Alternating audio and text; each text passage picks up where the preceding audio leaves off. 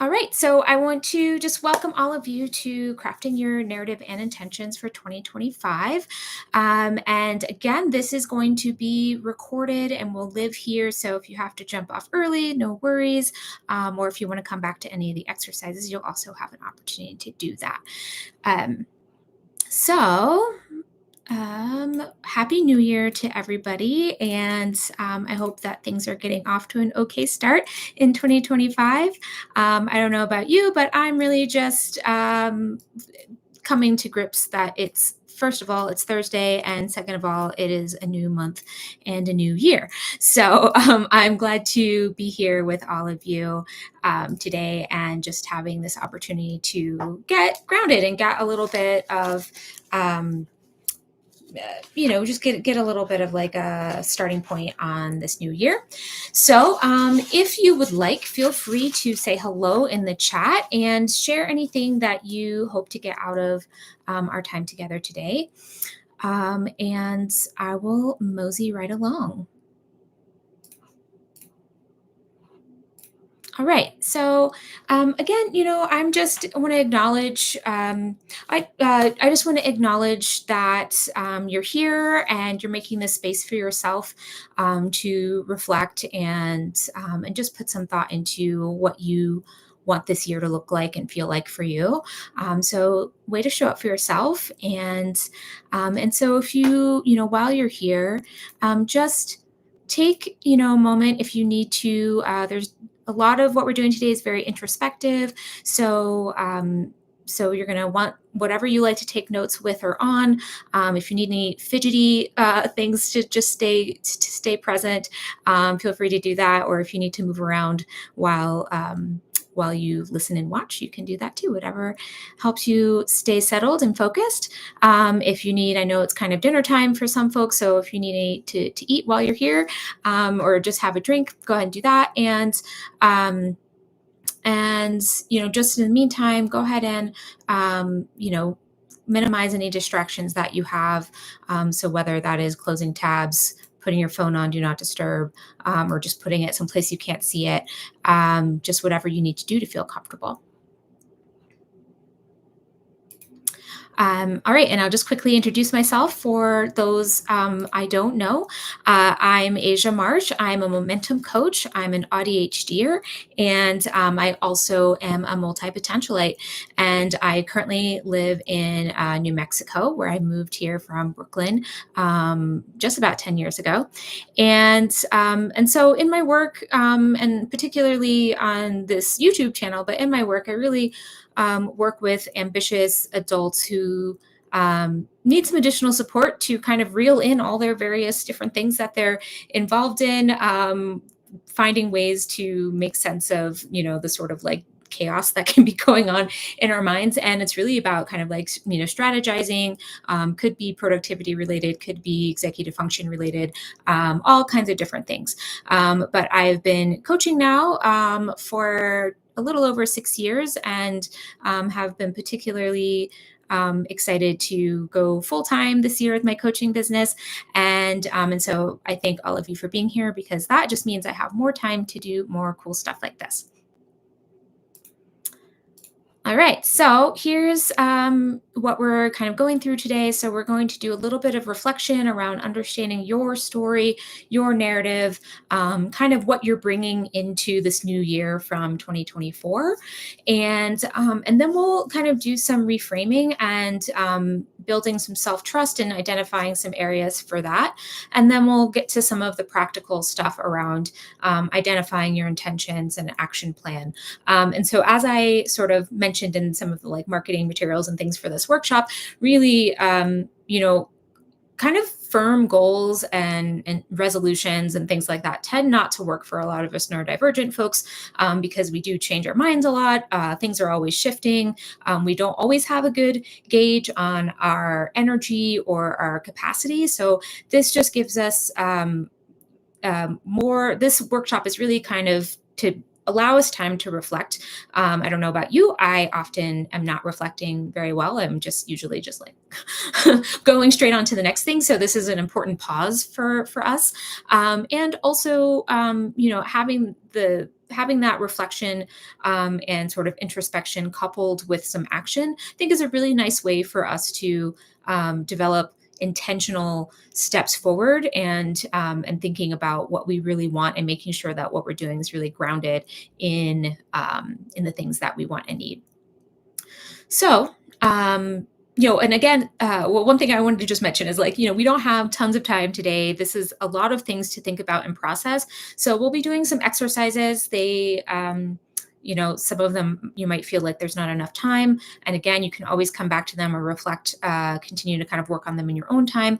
But, we're just going to be kind of going through this in real time. And as leave our time today, you'll continue to process and things will continue to sink in, and you continue to evolve. So all the stuff we're working on is like alive.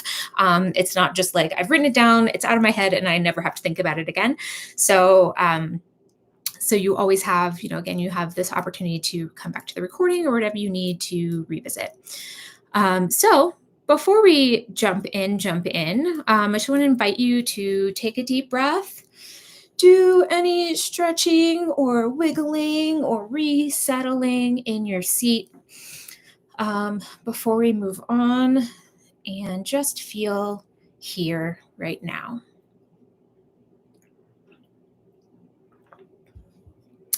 All right.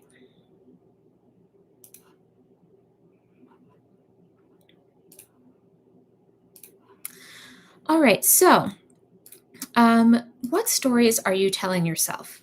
So that's an important place to begin. So the stories, we are constantly telling ourselves stories about all kinds of things, and so we might be telling stories to ourselves. There might be stories that we're telling to others. You know, at work, with friends, with family. These stories about ourselves develop over time, and they can and do and will change. And sometimes we can become unaware of what these stories are, how they're serving us, essentially. So these stories tell us something about who I am, what my capacity or capabilities are, and those may not be true, right? And so this is an important part of kind of getting started around, like, understanding what your narrative is. And so some of these things might be little things like, I'm a mess, I'm always late, I'm not good at XYZ things.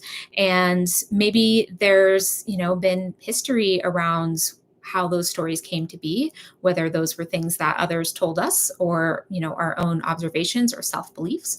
And so, well, I'll tell you a little one about, something that I've been thinking about, is, I've often felt like I'm a fun and silly person. But I noticed, this was about a year or so ago, I noticed I was like, well, I don't really dress fun, and I don't have a lot of fun, and I don't feel like I'm doing the things that I relate to as being a fun person. And so in some ways, it's a little bit of like an opposite story. Like, I actually feel I am a fun person, so I need to do more things that help reinforce that knowing of myself. So we can have stories kind of coming from different directions.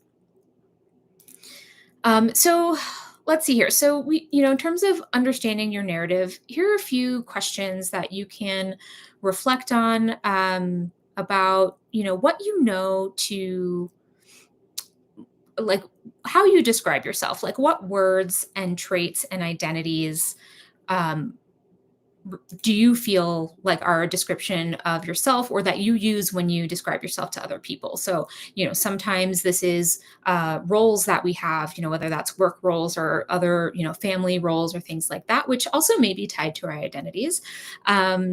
And there might also be other words that we use to describe ourselves, in different circles, different circumstances. And And so just kind of this is where you're going to kind of want to start jotting some stuff down. So we're going to just take a minute here to just go through these questions, and I will set a little timer um, just to give us some structure. So how do I describe myself? What do I know to be true about myself? What labels, roles, or limiting self beliefs am I ready to let go of? And how do I want to redefine and update my narrative?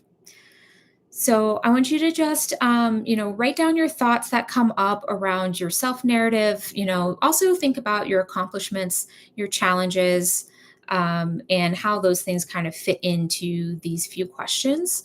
Um, and and you might also just be thinking about, are these coming from a negative place, a positive place? Like, where are they coming from as well? So we'll just take 1 minute here to reflect on that.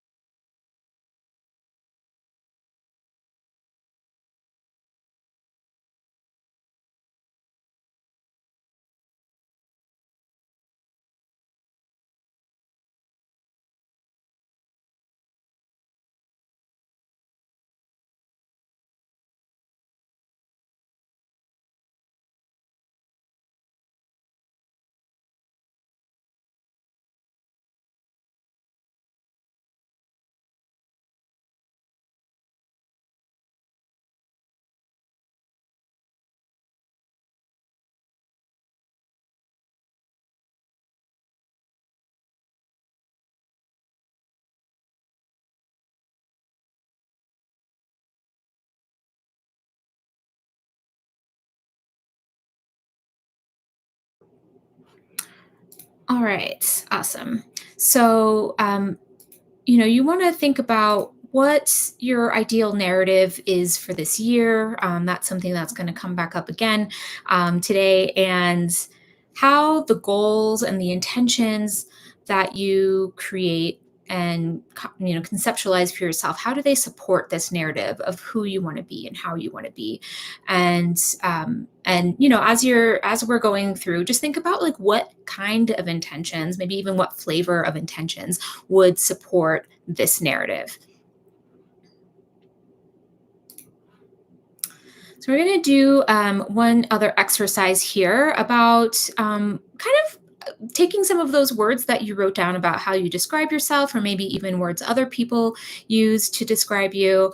And we're just going to make a little list. So I'm going to kind of walk you through in real time. So I'll talk you through it, but we're also going to have a timer going. And so I'm just going to get that set up here. So we'll do 2 minutes. And so basically you're going to list the words that you associate with yourself, and then we're going to kind of process how those are working out for you.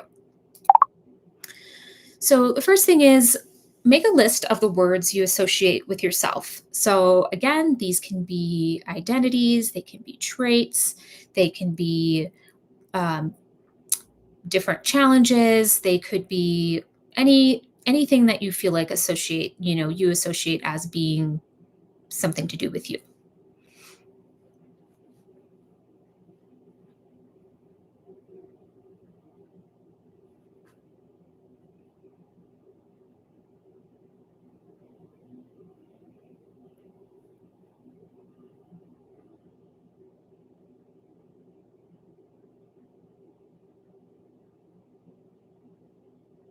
Okay. And now I want you to underline any that have felt true for you in the past, but are either no longer true or are no longer serving you.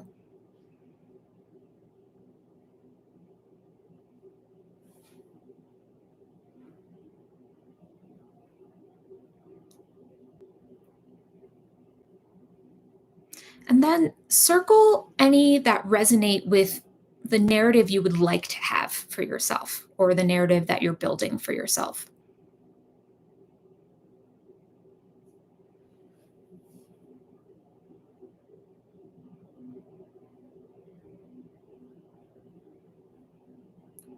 and then cross out any that feel distinctly negative or harmful.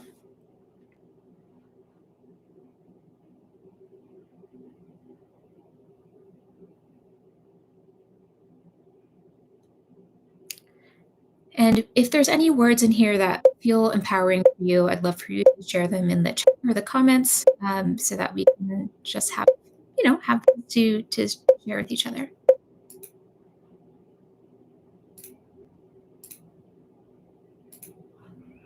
Okay.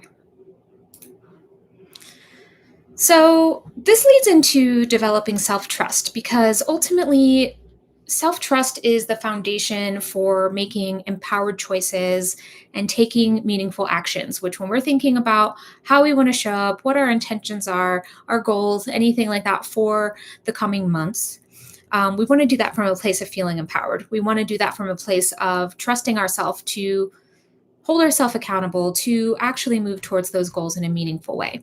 And so self trust is really about developing more self awareness, knowing ourselves, believing in ourselves, even when challenges come up. And the stories that we tell ourselves, whether those are positive or negative, shape our perception of ourselves. And some of these stories can be empowering, some may limit us or hold us back. So we're going to just take a moment to kind of between those stories, some of those narratives, to reconnect with some of the truth about ourselves.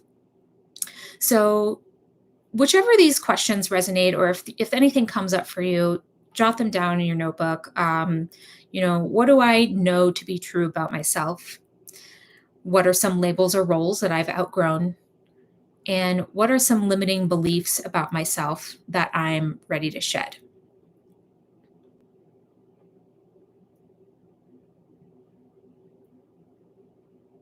Ultimately, self trust isn't about any sort of perfection, but it's really about honoring our journey, recognizing our growth, and making more space for self compassion. And we develop self trust in lots of ways. Sometimes it is showing up in a more authentic way. It can be doing the things that we set out to do, um, taking the action that shows us that we are on the way to the goals, the intentions, the objectives that we have. And so we're going to take some of these insights and move them into reframing beliefs and creating a narrative that's more aligned with who we are and where we want to go.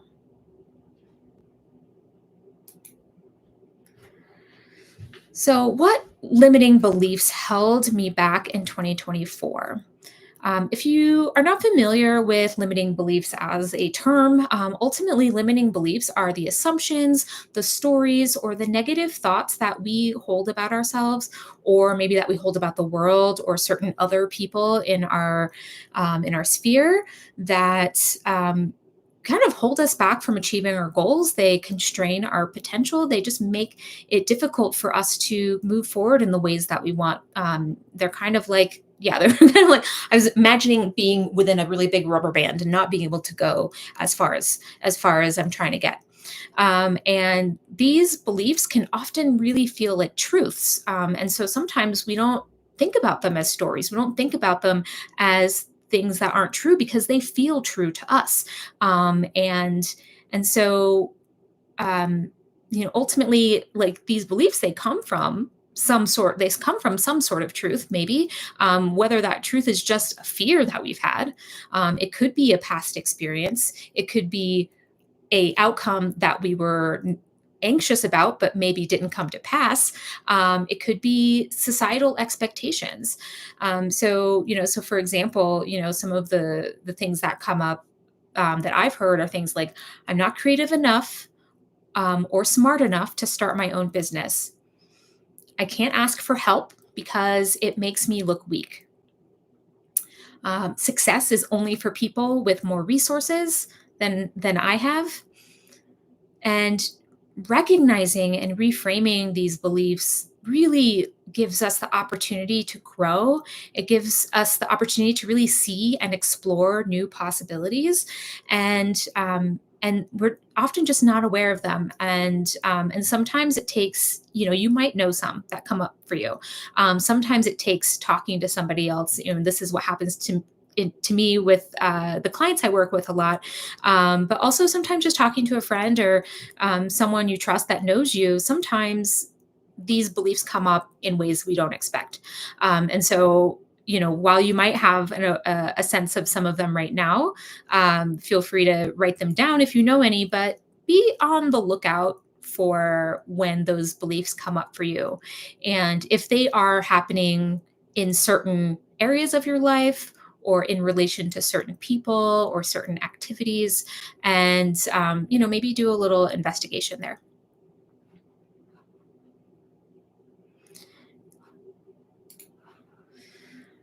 So, another little exercise here is, hopefully you've thought of one limiting belief. We all have them. So, um, so, um, and I made a really funny typo there. Okay, so write down. You're going to write down one of your limiting beliefs, and identify what limiting beliefs you've been holding on to, and then whether you want to do it as a column or however you want to do it, I want you to challenge that limiting belief, because a limiting belief basically is some voice, some part of us telling us what we can or can't do, and or what is or isn't possible for us. And so by challenging it, you're going to identify what's the evidence that that belief is true. And then I want you to come up with a more empowering alternative that you can adopt instead, that you can use instead of that limiting belief. So I'm going to put a couple minutes here on the timer.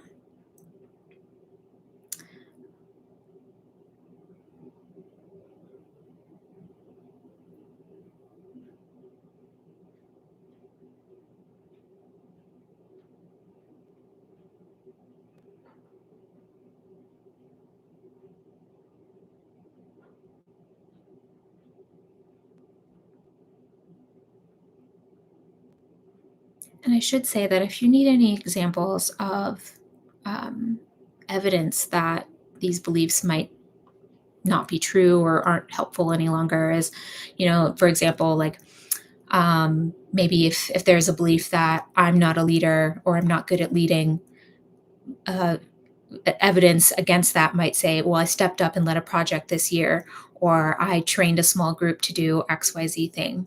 Um, if you have a belief about I always procrastinate or I'm always turning things in late, you might reflect on like, oh, well, I have actually met several deadlines recently, or I've really been working on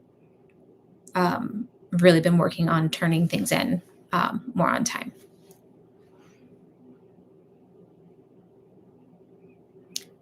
And so, more empowering alternative might be something along the lines of, I'm someone who is learning to be an effective leader, or I'm learning more about myself as a leader. Um, yeah, so those are just a couple of examples, if that's helpful.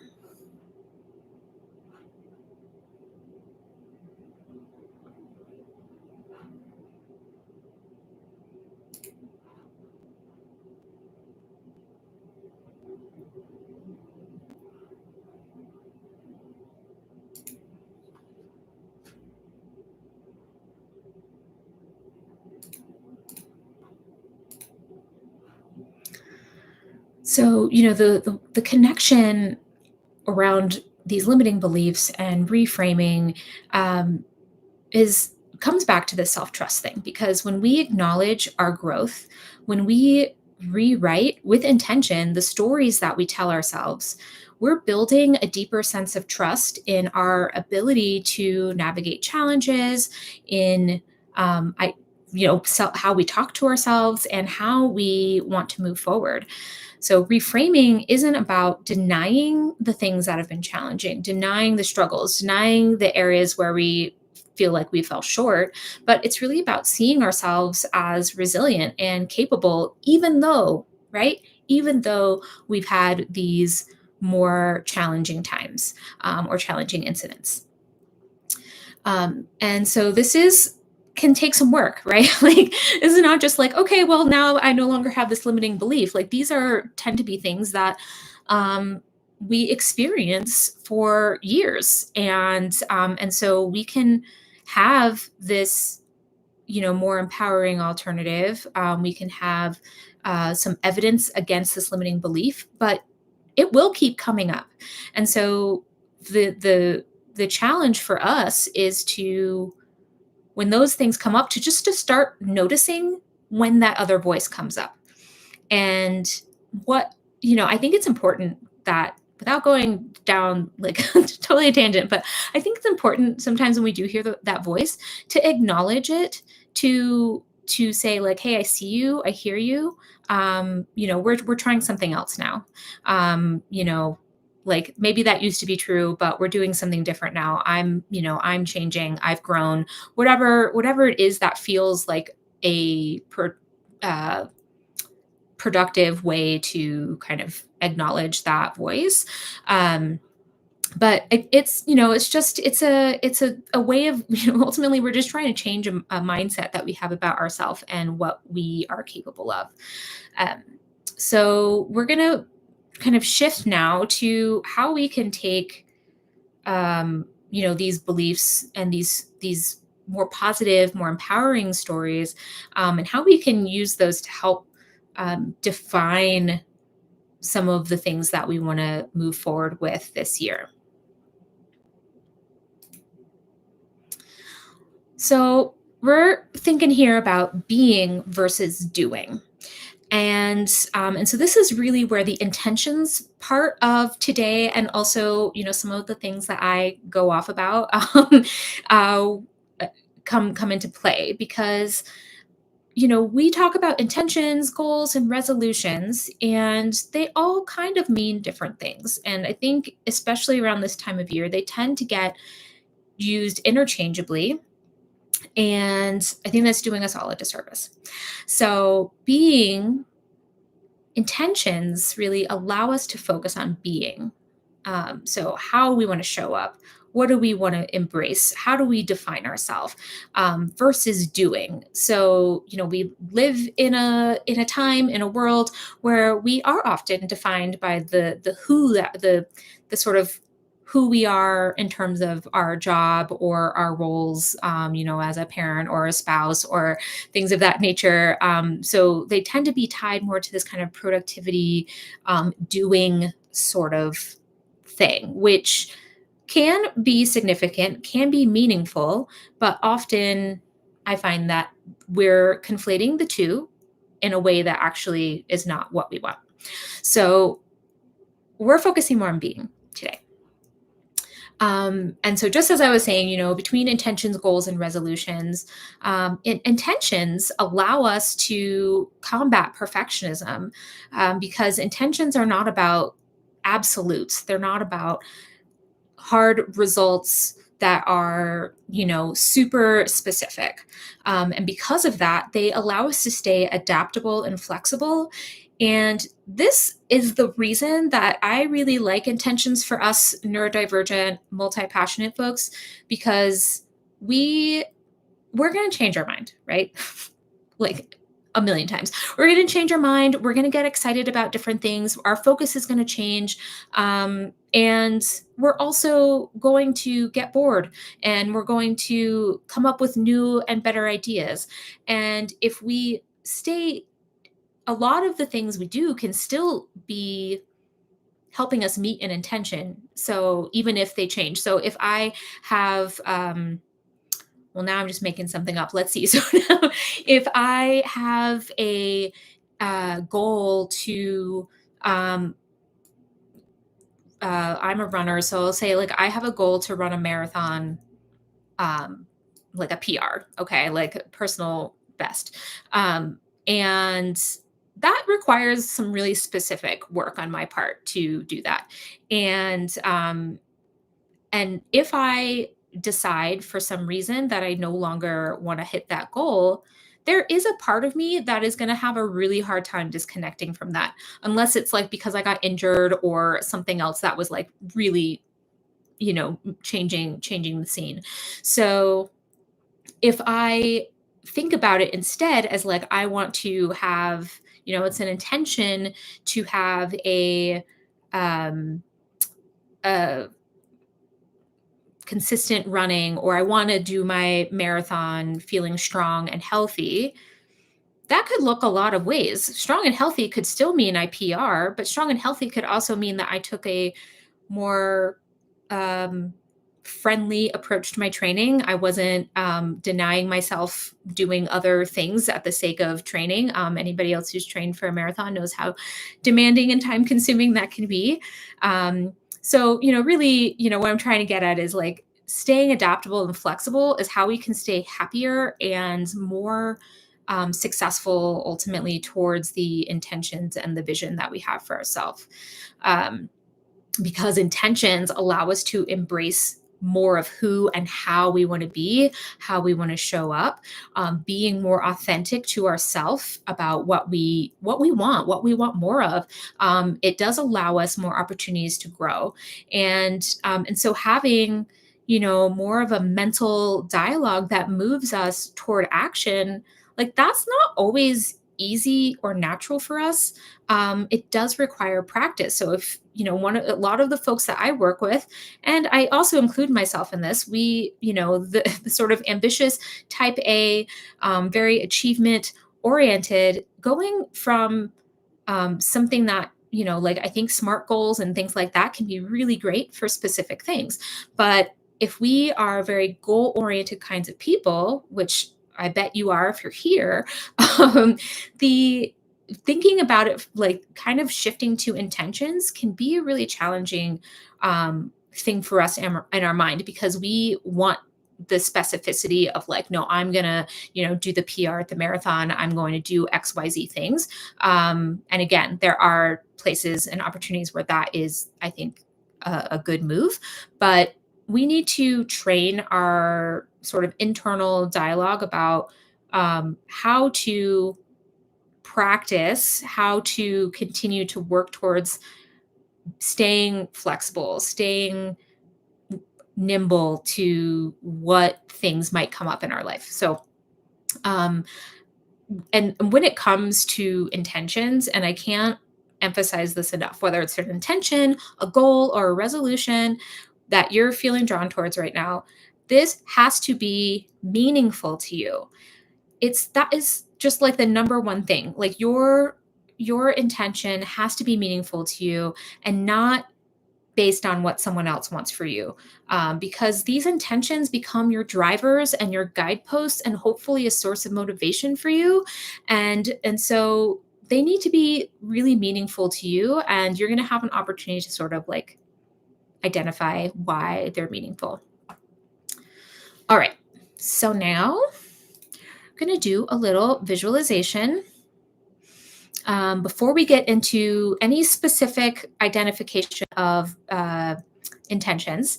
So if like mental visualization is a challenge for you, you can write out a story or do some bullet points or something that feels more approachable for you. But we're just going to take a minute here, and I'm just going to walk you through this visualization. Okay. I want you to close your eyes and visualize your future self, this ideal version of yourself in 2025. Feel free to get specific about what you're wearing or where you are, but I want you to do this without judgment. So in this visualization, what would somebody who embodies your intentions look like? How would they act or speak or carry themselves? And this might be, at different places you might see yourself: at work, at home, in your relationships. I also encourage you to see yourself messing up or feeling disappointed, but also succeeding and feeling proud.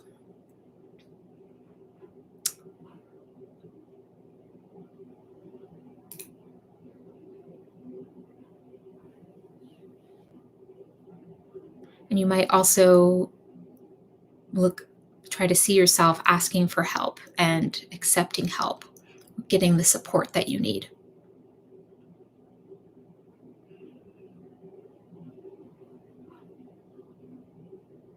And if there's any key ideas that come up for you, go ahead and jot those down.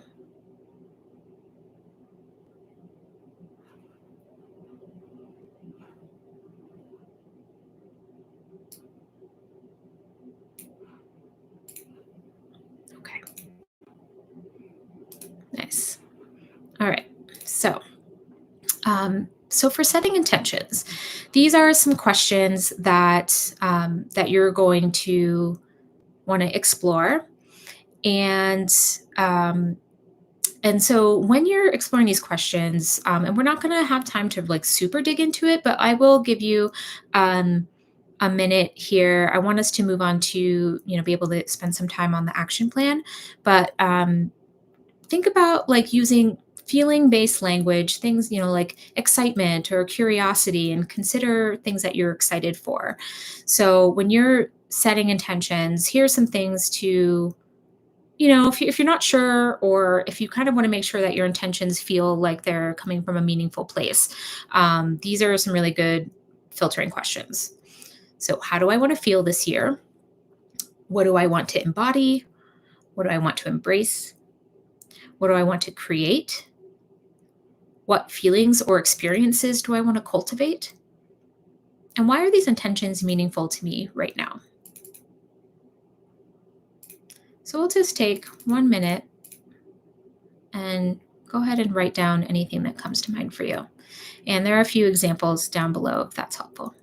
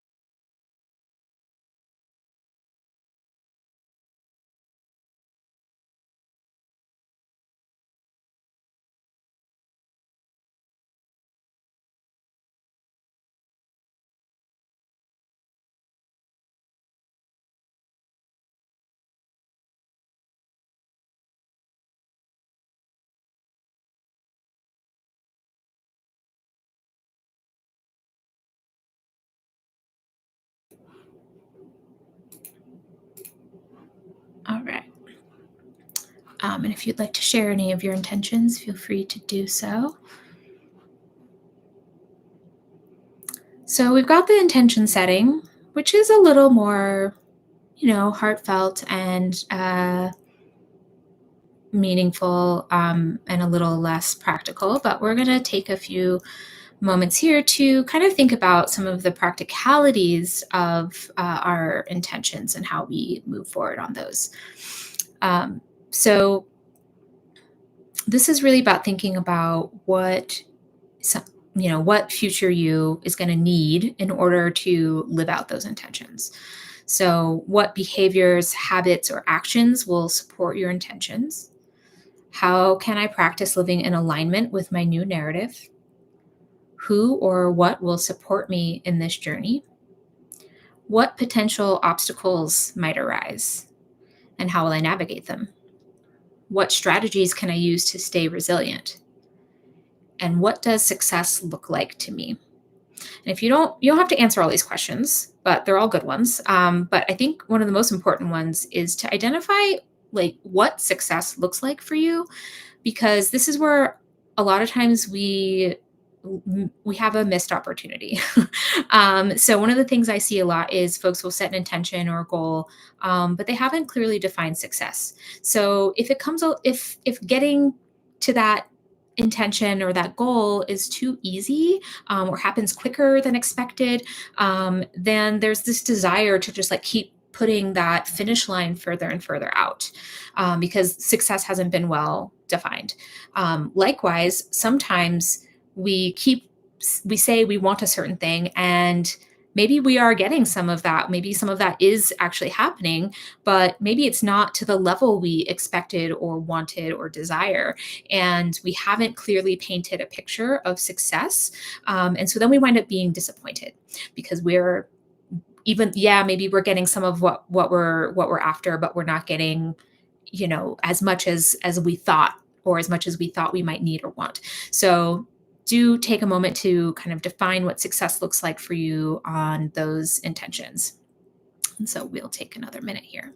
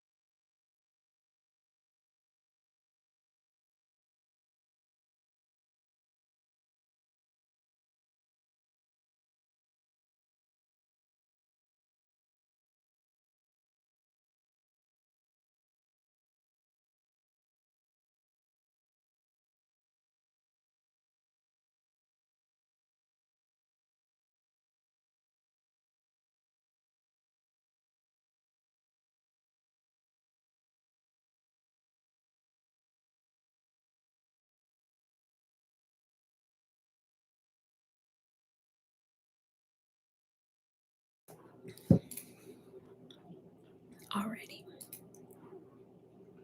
So here's on to the action plan. And I want to apologize because I think I don't have access to the chat somehow. I have this monkey that says something went wrong, and I think that's where the chat was supposed to be. So it was my intention to um, give you the link to the PDF so that you could have it. If you want the PDF, I will email it to you. If you can just email me at hi@asiamarsh.com. I'll send it to you after this if you want that PDF. Apologize for that. Okay, so but I will screen share the little template that I put together. So for the 90-day action plan, what we're going to just take about 10 minutes here to do is to write down the sort of key intentions that you have for the next 90 days, so next 3 months. And you're going to take for each one, you're going to identify 1 to 3 specific milestones that you want to achieve by the end of those 90 days. And for each of those milestones, you're going to identify the actions or tasks and the deadline that you want to identify for each of those. And so some of this is also about like kind of thinking about why these things are important, but why this is an important thing to for us to spend some time on is, we often have this gap between the things we're inspired and excited and energized by. I think especially at this time of year when there's such good energy around kind of creating goals and visions, and I think that's so important. But we often don't have, a reasonable, realistic way of getting from this like fun ideas to something that is actionable, to something that is strategic and specific. And so we want to not get stuck in the sort of concept and the ideation without, if we without any kind of place to go. So I'm going to share, and also it's okay. You don't have to know every single thing right now about what you're going to, what steps you're going to take and all of that. Mm, mm, mm. So I'm just sharing here the sort of action plan template. Again, this is a part of a PDF that I put together. And so it doesn't have to look like this exactly. This is, do it however you like, however works for you. And so you're going to, kind of identify here your top 1, 2, or 3 intentions for the next 90 days. And look, if you have more, which you probably do, because I know us, um, that's okay. But for the sake of this exercise, see if you can kind of narrow it down to a few that feel most important for you right now. And then you'll put your intention on the for the second section for your milestones. Put your intention on the left, and then what milestones you want for to achieve for that intention. And I'll show you an example in a second.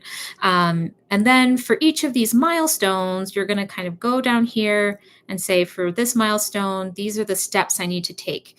And and if you have deadlines you want to attach to those, put those here. And then you will also, want to make sure that you add those deadlines to any calendar or planner or anything that you're using to keep track of things, because you could write it on, this random piece of paper. But if it doesn't get captured in the place you look for things, then that's not so helpful. So here's one with a little, kind of example in the milestones and action steps section. So here we've got an intention of improving financial organization, a milestone, one milestone for that, and there could be more than one milestone, but in this case, there's one milestone. Set up and implement a weekly budget review process. And so they've said, I want to do that by January 15th. So if this milestone of weekly budget review is, we'll put it down here. We want to identify what those action steps are for getting to that point. And so they've said, I want to find and set up a budgeting tool by January 10th. I want to schedule 30 minutes weekly for reviews by the 12th. And I want to do my first review by January 15th, which was also kind of highlighted up here. So I'll leave this up as an example, if that's helpful. And we'll just take, well, we're not going to take a full 10 minutes, but we'll take about 6 minutes, because you've probably already been doing it while I've been explaining, to just identify some milestones and associated actions or tasks for your top 1 to 3 intentions. Hope that makes sense.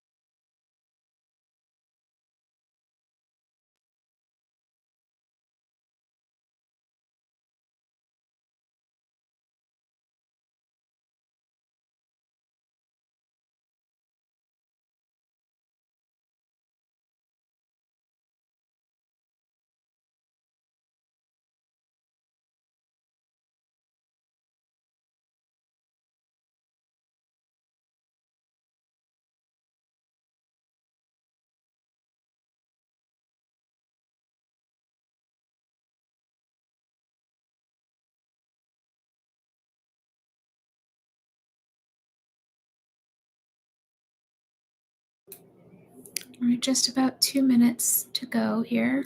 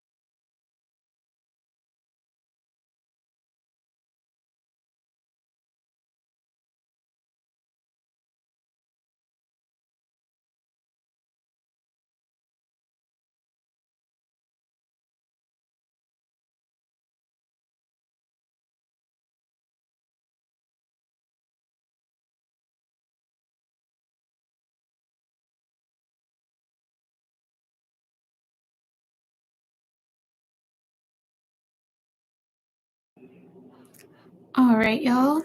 Hope that gave you some good time to identify some milestones and action steps. Also, during this time, I realized I could put some things in the description um, for this live. So I think if you go to the description now at the bottom, you should see a link to the PDF that I was referring to.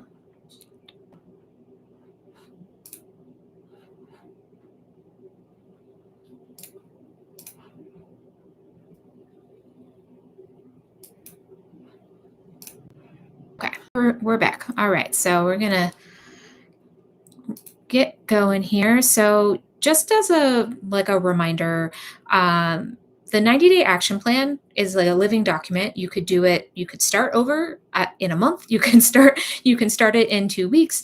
You can do it quarterly, whatever feels helpful for you. But also, in this process, you want to make sure that you're doing some reviews. So in that PDF, there's some prompts for weekly reviews. I would suggest if you don't review weekly, at least review monthly so that you can make adjustments as needed and just kind of stay in touch with what your intentions are and what actions that you identified to be working on. So revisit this action plan often, adjust it as you need to, and remember that progress and that forward movement matters more than getting it perfectly right. So if you notice that you're moving forward, that's also really great. So please acknowledge acknowledge that forward movement. And this plan is about supporting you, not overwhelming you. So that's why we don't have too many intentions on there. Just keep it simple and keep it aligned with what your priorities are in this season. So we're going to do one more visualization.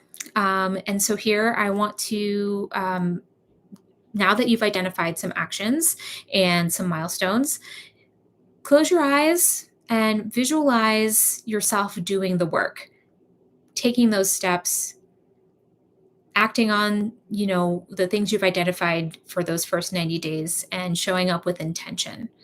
And what do you see? What do you feel as a result of taking those steps?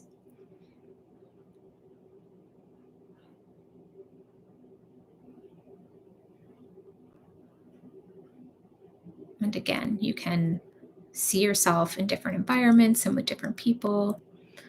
what would how would it be for you if you were embodying those intentions, and how would you act and speak, and what would you do if you were embodying those intentions?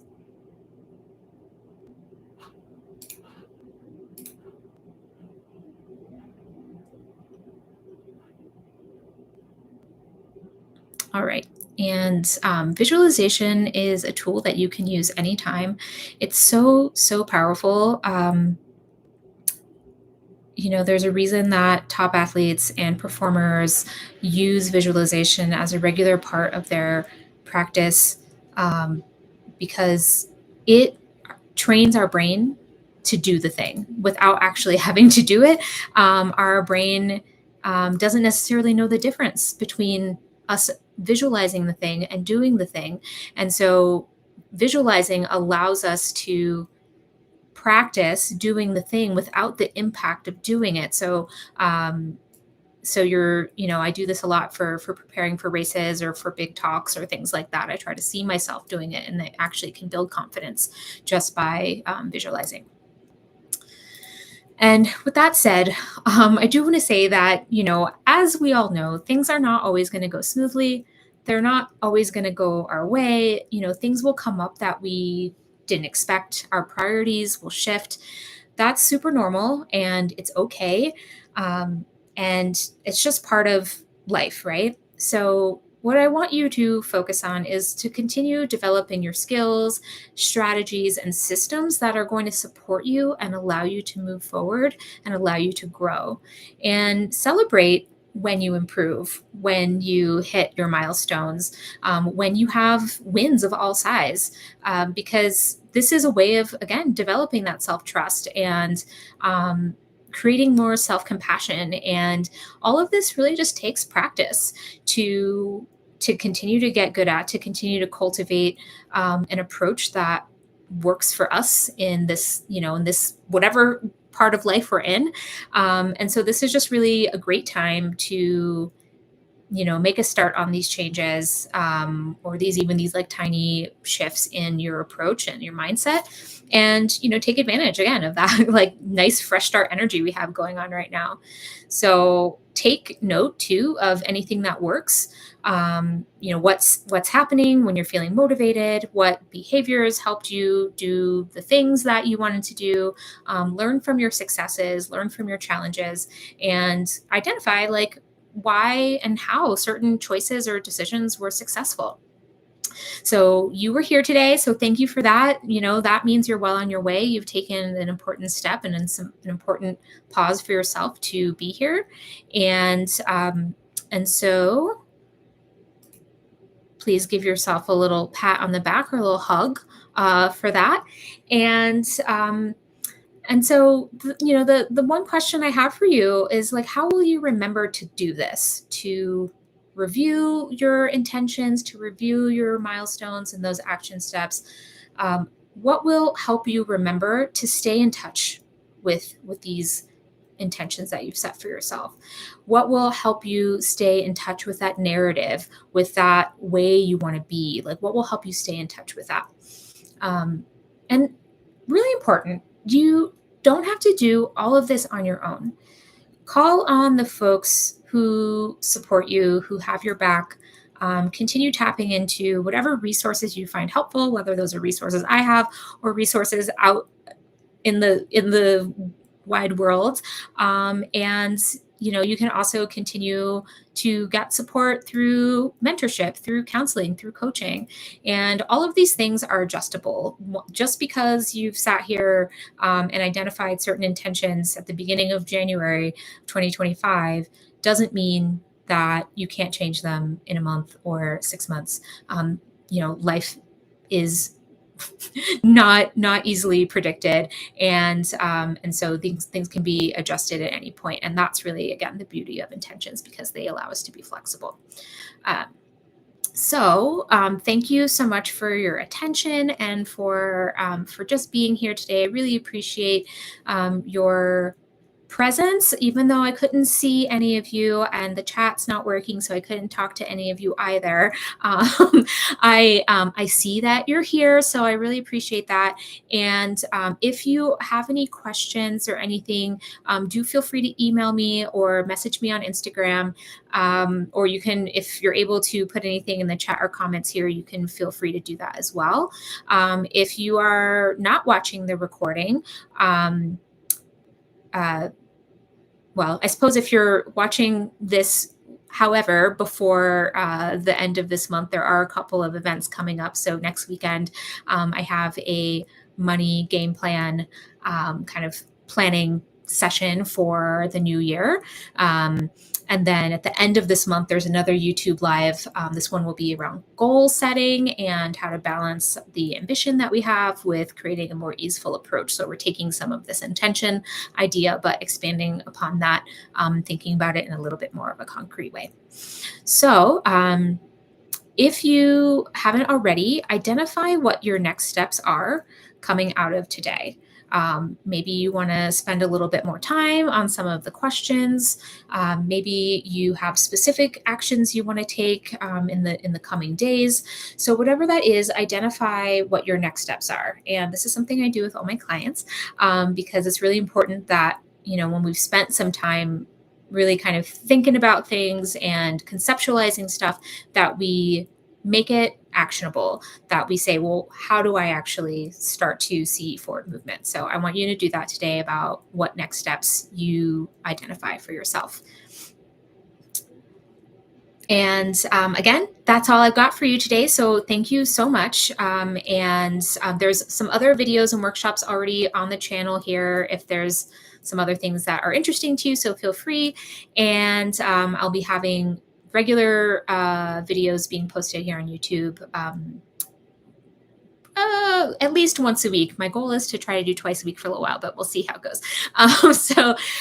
Anyway, thanks again. And I hope that you have a really lovely start to 2025. And I hope to see and talk to you soon. Have a good night, everyone. And I will see you in the next one.